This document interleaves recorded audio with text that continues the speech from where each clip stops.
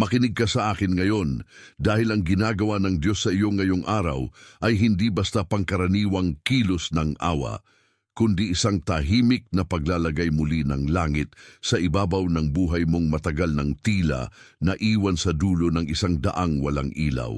Ikaw ang nakaramdam ng pagkapagod na hindi maipaliwanag, ang bigat na hindi naman galing sa katawan lang, ang luha na minsan ay biglang dumadating sa gitna ng karaniwang araw, at ang katahimikang bumabalot sa iyong dibdib kahit walang sino mang nakapagsalita ng masakit sa iyo.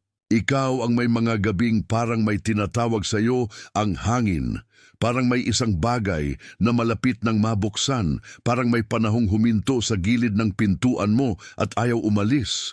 At kung mananatili ka rito ngayon, maiintindihan mo kung bakit ang pakiramdam na iyon ay hindi sumpa, kundi paanyaya. May maririnig kang tatlong bagay sa mensaheng ito.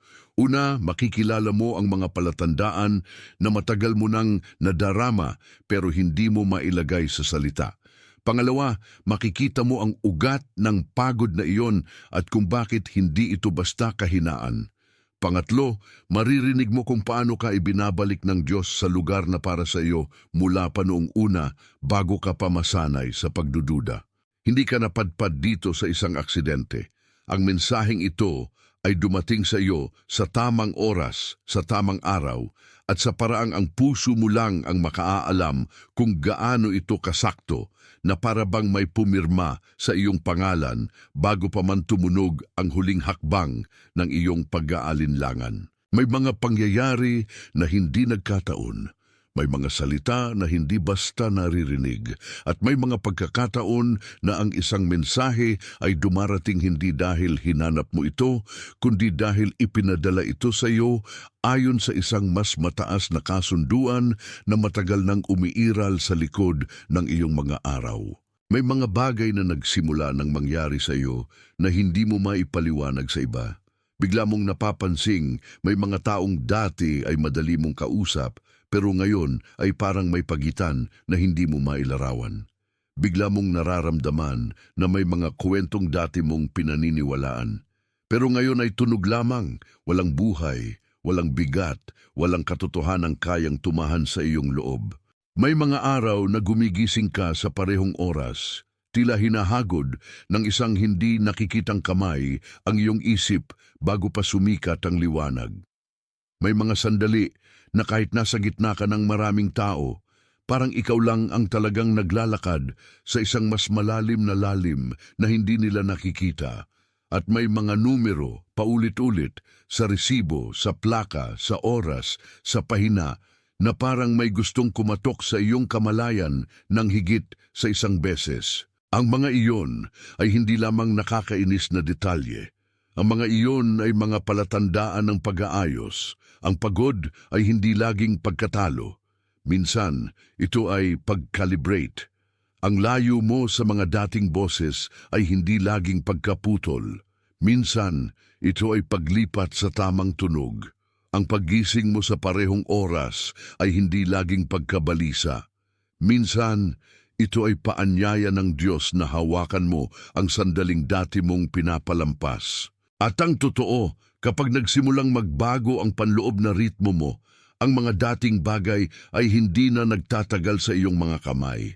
Hindi dahil masama ka, hindi dahil nagkulang ka, kundi dahil may mas malalim na sinasabi ang buhay mo kaysa sa tunog ng dati mong pagkapit. Huminga ka muna ng dahan-dahan.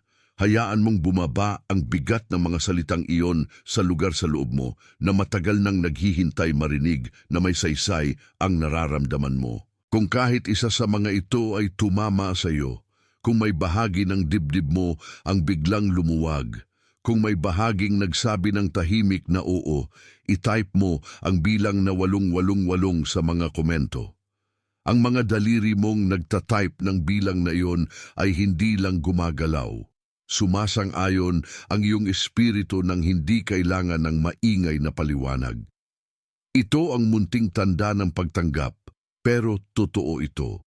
I-type mo ang 888 at pagkatapos ay bumalik ka agad sa akin. Dahil mas malalim pa kaysa sa mga palatandaan ang dahilan kung bakit mo sila nararanasan. At ang susunod na bahagi ang siyang bihirang makita ng marami, ngunit doon talaga nakatira ang lihim ng iyong pagod. Sa ilalim ng mga palatandaang iyon ay iisang paraan ng paghawak sa buhay. Ang patuloy mong pagpilit sa mga pinto na matagal nang hindi iyon ang pinili ng langit para sa iyo. Para kang taong maingat, tapat at hindi sumusuko, pero ang tinitingnan mong landas ay pagod na sa pagiging iyong tinutulak. Madalas, ang pattern mo ay ito. Inaakala mong kung mas magiging tapat ka, mas lalo mong mapipilit ang isang bagay na bumalik sa dating anyo. Inaakala mong kung mas magtiis ka, mas lalong susuko ang tigas ng sitwasyon. Inaakala mong ang pag-ikot ng lakas mo sa isang bagay ay tanda ng pananampalataya. Kahit minsan ay nakapikit ka lang sa isang direksyong matagal nang pinapalitan ng Diyos. At habang ginagawa mo yon, hindi mo namamalayang nauubos ka sa pakikitungo sa mga pinto na hindi na para sa panahon mo. Hindi ka nila laging tinatanggihan ng direkta. Minsan, hinahayaan ka lang nilang mapagod ng mapagod hanggang sa mapansin mo na ang matagal mong hinahabol ay hindi na tumutugon sa buhay na nasa harap mo. Kaya ang sakit ay hindi lang sa mga pangyayaring lumipas. Ang sakit ay nasa pagkapit mo sa isang anyong dati nang may bisa, ngunit ngayoy isa na lamang alaala ng isang dating panahon. At kapag ang tao ay sanay na maging matatag, minsan hindi niya napapansin na ang kanyang katatagan ay nagiging isang tahimik na kulungan. Ngunit huwag mong isipin na ikaw ang dahilan kung bakit umabot ka roon. Hindi ka ipinanganak para masanay sa puwersahang pagpasok sa mga bagay na hindi ka tinatawag. Hindi ka ipinanganak para gawing tungkulin ang bawat pagod. At hindi ka ipinanganak para tawaging katapatan ang pagkapit sa isang saradong pinto. Ang totoo, ang bigat na dala mo ay may ugat na mas matanda pa sa kasalukuyang araw mo. At para makita iyon, kailangan nating pumasok sa isang larawan na hindi lang simbolo kundi salamin ng iyong pinanggalingan. Isipin mo ang isang lumang looban na matagal nang nakalimutan ng marami, pero kailanman ay hindi nawala sa tala ng bahay. May mga pader doon na umuukit ng mga aninong matagal nang tumayo. May gitna roon na tahimik, ngunit hindi patay. May mga batong naging saksi sa mga pangakong hindi narinig ng mundo at may isang pintuan na hindi nasira, kundi minsang isinara upang ingatan ng isang bagay na mas mahalaga kaysa sa takot. Ganyan ang loob mo, hindi sira, hindi walang laman, hindi huli. May isang looban sa loob mo na matagal nang naghintay ng tamang paglapit, hindi ng mas malakas na pagsisiksik. At ang mga araw mo nitong mga nakaraan ay parang paghakbang sa gilid ng bakod na iyon, sapagkat may bahagi sa iyo na nakadama na may lugar kang hindi pa nabibigyan ng sapat na panahon. Ang nangyari sa iyo ay hindi lang simpleng pagkapagod sa buhay. May bahagi ng iyong loob na matagal na pinatahimik upang makaraos. May isang tinig na nagsabing, huwag ka nang umasa ng labis, huwag ka nang umangkin ng malalim, huwag ka nang maniwalang may pintuang para sa iyo na talagang magbubukas. At kaya naging maingat ka, naging marunong, naging tahimik, naging matibay sa paraang minsan ay halos nakalimutan mo na ang sariling paghinga. Ngunit ang katahimikang iyon ay hindi ang tunay mong katauhan. Iyon ay naging proteksyon lamang. Ang kinikimkim mo ay hindi kakulangan ng pananampalataya. Ito ay isang dating paraan ng pag-survive na minana ng iyong loob sa mga panahong kailangan nitong maging maliit para makaligtas. At ngayon, sa loob ng looban na iyon may umuusal na hangin. May gumagalaw na alikabok na matagal nang nakahimlay. May mga dahong matagal nang walang kilos na unti-unting kumikislap sa liwanag. Ibig sabihin, hindi ka na lamang basta nakatayo sa tabi ng buhay mo. Ibig sabihin, may pagbabalik na nagsisimula at ang pagbabalik na iyon ay hindi maingay, pero hindi rin mapipigil. May mga sandali na ang isang bahay na matagal na sarado ay hindi na kailangan ng malalaking pagbabago. Kailangan lamang nito ng pagdating ng may-ari. Kailangan lamang nito ng kumpirmasyon na may karapatan pa rin ang loob na iyon na mabuksan, malinis at matahanan muli. Huminga ka ulit ng banayad. Hayaan mong ang larawang iyon ay tumama sa lugar sa loob mo na matagal nang nakakaalam na hindi ka talaga iniwan kundi pinipilit lamang ihanda. Kung ang larawang ito ay may biglang sumara sa loob mo sa paraang hindi mo maipaliwanag, kung ang looban na iyon ay tila nagsalita sa iyo, itype mo ang mga salitang "Ako" ay handa na sa mga komento. Hayaan mong ang pagkilala ay tumira kung saan ito tumama.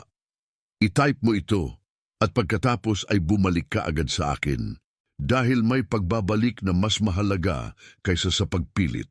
Ang tunay na himala ay hindi ka lalong pinapagod upang patunayan ang sarili mo. Ang tunay na himala ay inaanyayahan kang umuwi sa lugar na matagal mo nang iniingatan sa dilim. Ang pagbabalik na iyon ay hindi gawa ng iyong pagkapagod. Ito ay gawa ng kanyang pagtawag. Hindi mo ito binubuo. Hindi mo ito binibili. Hindi mo ito pinipilit. Tinatanggap mo lamang ang pintuang matagal nang itinakda para sa iyo, kahit noon pa man. Hindi mo kailangang maging mas malakas kaysa sa hiwaga. Hindi mo kailangang maging mas maingay kaysa sa paanyaya. Hindi mo kailangang ipaliwanag sa lahat kung bakit bigla kang napapahinto kapag may naramdaman kang hindi mo kayang ipaliwanag.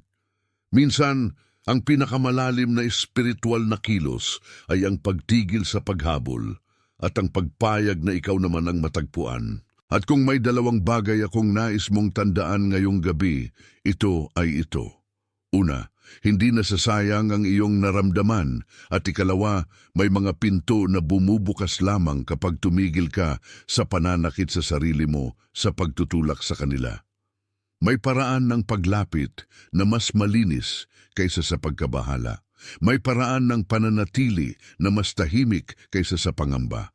At may paraan ng pagtanggap na mas malakas kaysa sa anumang pilit na pangako. Sa umaga, bago ka sumabak sa ingay ng mundo, huminto ka sandali at pangalanan mo sa loob mo ang panloob na looban na iyon. Sabihin mo sa kanya na bukas ka sa pagdating, hindi sa pagmamakaawa. Sabihin mo na handa kang tumanggap, hindi maghabol. Sabihin mo na ang loob mo ay hindi na kailangang laging nakikipaglaban para lang maramdaman na may saysay ito. At kapag dumating ang gabi, bago mo isara ang iyong mga mata, isipin mo hindi ang lahat ng nawawala, kundi ang lahat ng bahagyang nabubuksan. Dahil may mga bagay na hindi agad dumarating sa anyo ng sagot. Dumarating sila sa anyo ng kapayapaang mas maaga pa sa paliwanag.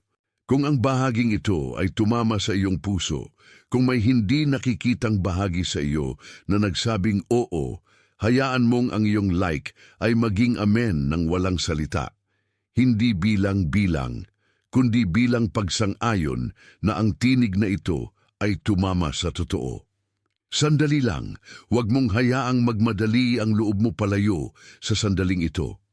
Ang ilan sa pinakamahalagang pagbabagong dumarating sa tao ay dumarating sa katahimikang halos hindi pinapansin ng iba. May isang tao sa buhay mo na pumasok sa isip mo habang binabasa mo ito. Marahil siya ay pagod na pagod, ngunit hindi nagsasabi. Marahil siya ay tahimik sa paraang hindi maintindihan ng mga kasama niya. Marahil siya ay matagal nang may dalang dasal na hindi niya maipaliwanag sa kahit kanino. Kung may mukha kang naalala, ipadala mo ito sa kanya, hindi bilang rekomendasyon, kundi bilang paghahatid ng kailangan niya mismo ngayong gabi. Dahil minsan, ang isang mensahe ay hindi ibinibigay para lamang sa nakikinig. Ibinibigay ito upang maipasa sa isang taong hindi pa kayang humingi, pero handa nang makatagpo. At ikaw ngayon ang naging daan ng pag-abot na iyon. Bago ito magsara, itype mo ang mga salitang "Ako ang pinili" sa mga komento. Hindi bilang hiling, hindi bilang pangarap, kundi bilang kumpirmasyon. Ang kasunduang tahimik na bumubuo sa pagitan ng langit at ng pakikinig mo sa mga huling minutong ito ay isang kasunduang paglalakad mo mula sa araw na ito hanggang sa panahong ito ay magbunga. I-type mo ito ng dahan-dahan. Hayaan mong gawin ng iyong mga daliri ang ginagawa na ng iyong espiritu. Ikaw ay pinatibay. Ikaw ay inihahanda, ikaw ay ibinabalik sa lugar na hindi mo kailangang ipaglaban na manatili. Ikaw ay pinalalaya mula sa pagpilit. Ikaw ay tinatawag pabalik sa looban ng kapayapaang matagal nang naghihintay sa iyong pangalan. Ikaw ay hindi na kailangang maging maliit para lang makatawid.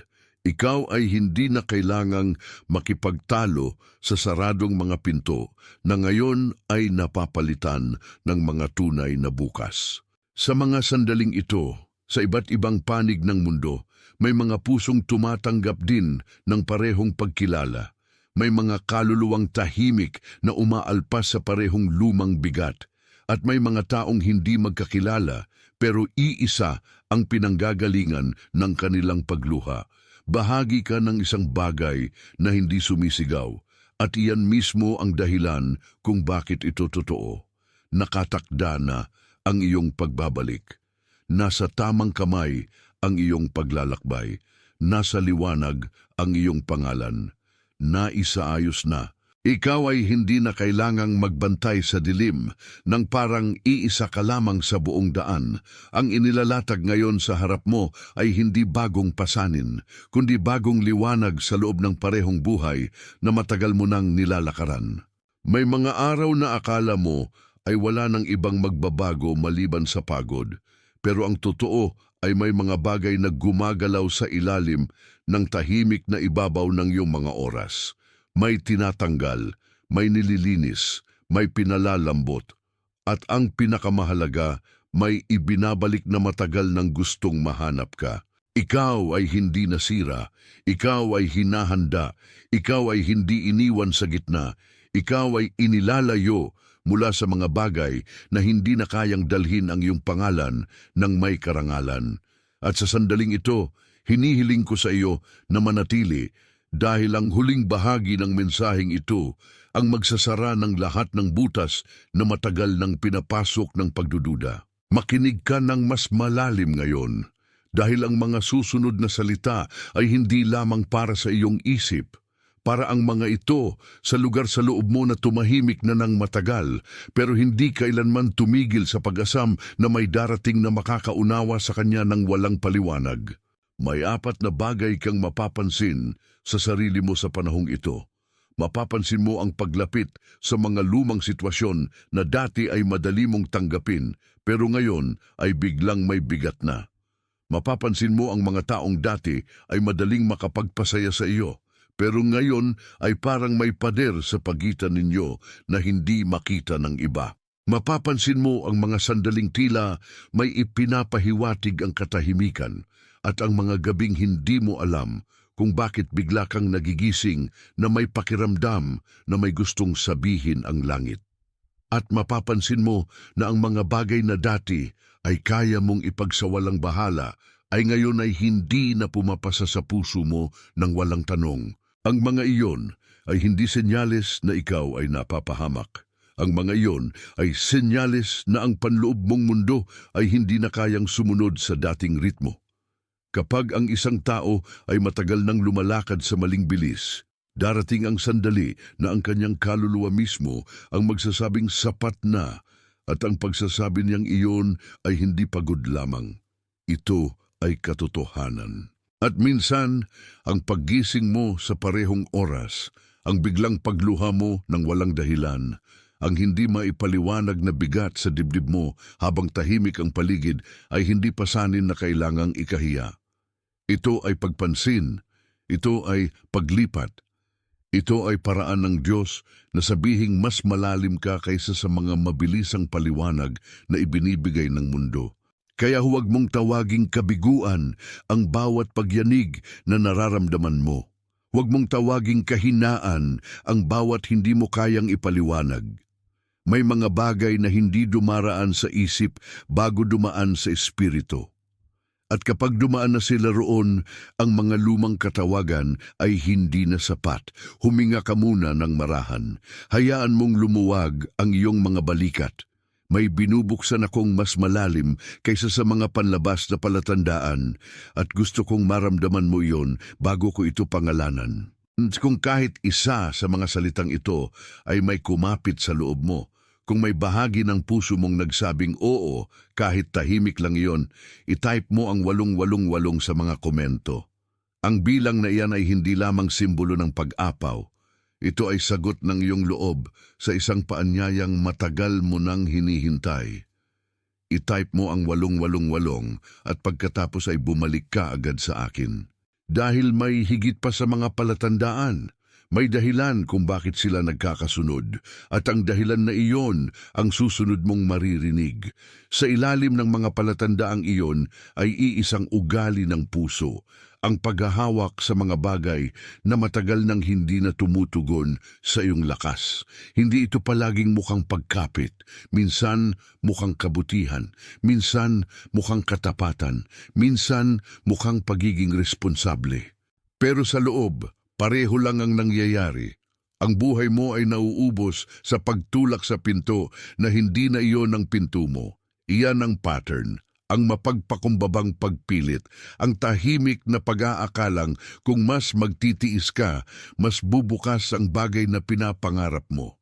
Ang paniniwalang kailangan mong maging mas matatag, mas maunawain, mas mapagpasensya, mas tahimik, mas tiyak, para lamang mapatunayan na karapat-dapat ka sa isang bagay na matagal nang hindi tinatawag ang pangalan mo. At dahil sanay kang maging maamo sa harap ng kahirapan, minsan, hindi mo napapansin na ang kabaitan mo mismo ay nagiging lugar ng pagkaubos. Hindi ka tinuturuan ng buhay na magpumilit sa maling direksyon, pero natutuhan mo iyon sa mga panahong ang bawat pag-asa ay kailangang ipagtanggol. Kaya ngayon, dala mo pa rin ang dating paraan ng pagligtas sa sarili mo kahit matagal nang nagbago ang eksena. Minsan, ang pattern na ito ay lumalabas sa pagkilala mo sa mga relasyon na matagal nang natuyo, pero pinupunasan mo pa rin na parang may mabubuhay pa. Minsan, lumalabas ito sa mga tawag na hindi na bumabalik, sa mga oportunidad na laging may kondisyon, sa mga pangakong malaki ang tunog, pero maliit ang bunga. Minsan, lumalabas ito sa paraan ng pagkapit mo sa dating bersyon ng sarili mo, kahit ang loob mo ay matagal nang humihingi ng mas maluwag na hininga. At ang masakit, hindi mo ito ginagawa dahil mahina ka. Ginagawa mo ito dahil matagal kang naging matibay. Kaya ang pagod mo ay hindi simpleng pagod. Ito ay pagod ng isang puso na matagal nang nagsusunog ng lakas para sa mga bagay na hindi na niya kailangang buhayin mag-isa. Hindi mo ito kasalanan. Hindi ito pagkukulang ng pananampalataya. Ito ay pagkatuto sa maling sistema ng paghawak sa buhay at ngayon ang mas mataas na katotohanan ay dumarating para itama iyon ng may lambing at kapangyarihan. Hindi ka kailangang sisihin para sa isang paraan ng pag-survive na minsang nagligtas sa iyo. Dahil kapag ang tao ay matagal na nanatili sa dating pattern, nagiging normal ang pagod, nagiging normal ang panghihina, nagiging normal ang pakiramdam na ikaw lang ang laging nagbibigay. At kapag naging normal na iyon, mahirap nang makita na hindi iyon ang orihinal na anyo ng iyong buhay. Iyon ay palatandaan lamang na may mas matanda pang sugat sa ilalim ng iyong araw. At doon tayo lalalim pa. Dahil ang pattern ay may ugat, at ang ugat na iyon ang hindi mo pa natitingnan ng buong tapang. Isipin mo muli ang isang looban na matagal nang nakasara, hindi dahil walang halaga, kundi dahil may mahalagang bagay na kailangang bantayan. May mga pader doon na hindi nabagsak, kundi natibag ng panahon ng dahan-dahan. May pintuang minsang pinipigilan ng takot na mabuksan. May gitnarong nananatiling tahimik pero buhay at may mga aninong nakapatong sa lupa na hindi dahil sa kawalan ng liwanag, kundi dahil may lumang takot na nakatira sa paligid nito. Ganyan ang pinagmulan ng ilang bagay sa loob mo. Hindi ito simpleng ugali.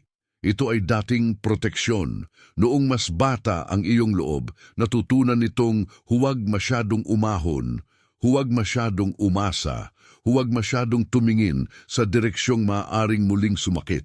Kaya naglagay ito ng mga bantay sa gate ng iyong puso. Kaya nagsarado ito ng ilang pintuan kahit gusto mo nang bumukas. At habang tumatanda ka, dala mo pa rin ang looban na yon kahit hindi mo na ito pinapangalanan. Kaya sa labas, mukhang kalmado ka. Sa loob, may bahagi mong laging nakikinig. Sa labas, mukhang sanay ka na. Sa loob, may isang sulok na hindi pa rin nagtitiwala na ang paglapit ay magiging ligtas. Ang lumang looban na iyon ang dahilan kung bakit may mga bagay na mabilis mong nararamdaman, ngunit hindi mo agad nasasabi. Iyon ang dahilan kung bakit minsan ay lumalayo ka sa isang tao bago ka pa man tuluyang masaktan. Iyon ang dahilan kung bakit may mga gabing hindi ka mapakali kahit walang malinaw na dahilan, sapagkat may bahagi ng iyong lupaing panloob na nagsasabi na may papalapit na pagbabago, at ang pagbabago ay laging may dalang alaala ng panganib bago pa ito madamang biyaya. Ngunit pakinggan mo ito ng maigi, ang lumang looban sa loob mo ay hindi ka sinira. Iningatan ka nito sa panahong ang iyong puso ay hindi pa handang humawak ng mas malalaking liwanag. Ngayon lamang, hindi ka na bata sa parehong paraan. Hindi mo na kailangang manatiling nakabaon sa dating bantay. At ang dating nagpanatili sa iyo ay hindi na dapat siyang mamuno sa iyo. May kilos na ngayon sa loob ng looban, hindi marahas, hindi magulo, pero totoo. Parang hangin na muling dumaan sa mga nakasarang sulok. Parang liwanag na humaplos sa mga batong matagal ng malamig. Parang mga dahong pinisil ng panahon na nagsisimula ng magalaw muli sa pinakamagaan na paghinga ng umaga. Ibig sabihin, may buhay na bumabalik sa lugar na minsang inakala mong mananatiling tahimik magpakailanman. At kung ang mga palatandaan ay nagsabi sa iyo na may nangyayari, ang looban ay nagsasabi na may bumabalik. Hindi ka iniimbita ng Diyos sa mas mahigpit na paghawak. Iniimbita ka niya sa mas maluwag na pagtanggap. At iyon ang pagkakaibang matagal ng hinihintay ng iyong puso.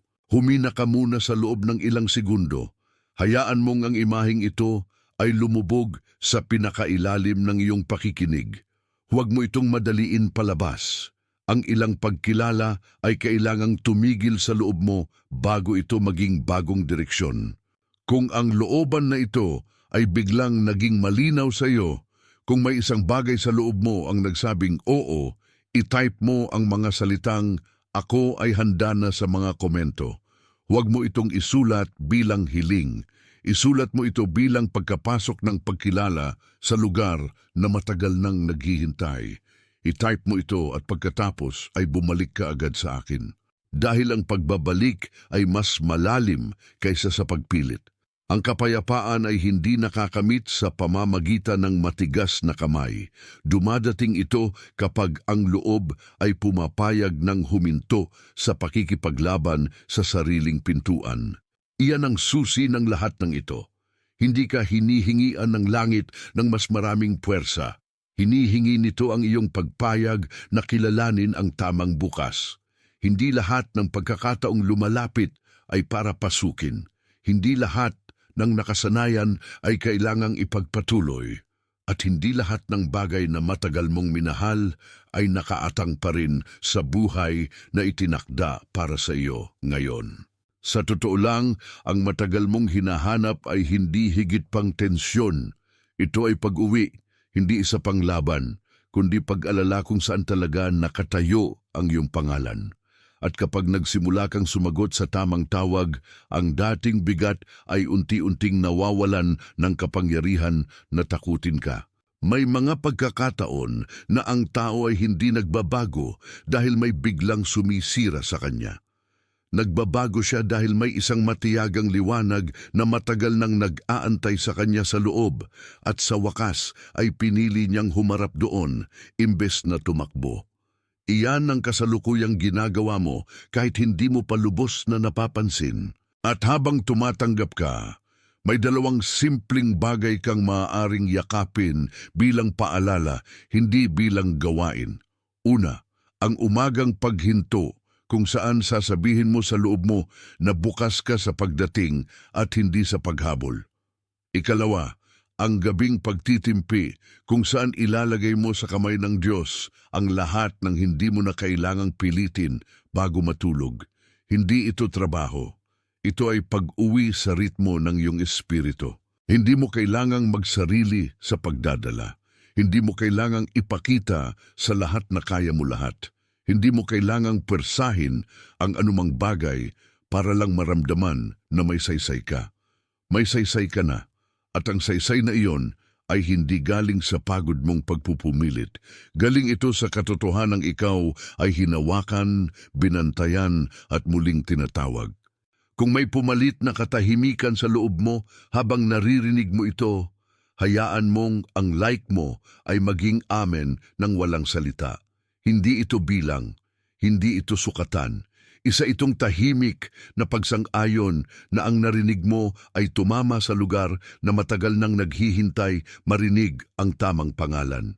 May naiisip akong tao sa buhay mo ngayon. Marahil siya ay pagod na pagod, ngunit hindi nagsasabi. Marahil siya ay tahimik sa paraang napapansin lamang ng mga pusong marunong tumingin. Marahil siya ay matagal nang may dalang loob na hindi niya mailapag kahit kanino. Kung may mukha kang naalala habang binabasa mo ito, ipadala mo sa kanya ang mensaheng ito. Hindi mo ito ipinapadala bilang reklamo. Hindi mo ito ipinapadala bilang pagtataguyod ng isang ideya. Ipinapadala mo ito bilang pagdadala ng bagay na para sa kanya rin. Parang pag-abot ng tubig sa taong matagal nang naglalakad nang walang masabing pagod.